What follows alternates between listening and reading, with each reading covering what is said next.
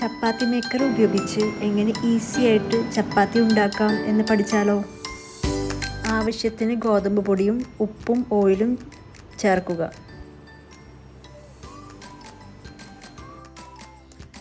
Mixer on ചെയ്തതിന് ശേഷം വെള്ളം ചേർക്കുക.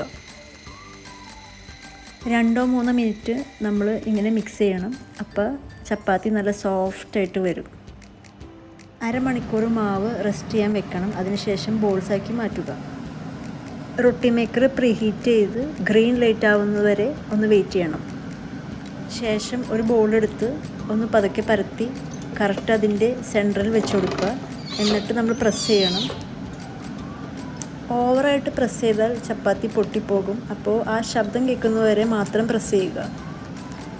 ചപ്പാത്തി അങ്ങോട്ടും ഇങ്ങോട്ടും മറിച്ച് കൊടുത്ത് അതിൽ ബബിൾസ് വരുമ്പോൾ നമ്മൾ അടച്ച് വയ്ക്കുക. അപ്പോൾ ചപ്പാത്തി തനിയെ പൊന്തി വരും. നല്ല സോഫ്റ്റ് ചപ്പാത്തി നമുക്ക് ഇങ്ങനെ ഉണ്ടാക്കാം. നമുക്കൊരു പാനും കൂടി ഉപയോഗിക്കുകയാണെങ്കിൽ ഒരേ സമയത്ത് തന്നെ 2 ചപ്പാത്തി ഉണ്ടാക്കാം. അപ്പോൾ നമ്മുടെ സമയം വളരെയധികം ലാഭിക്കാം.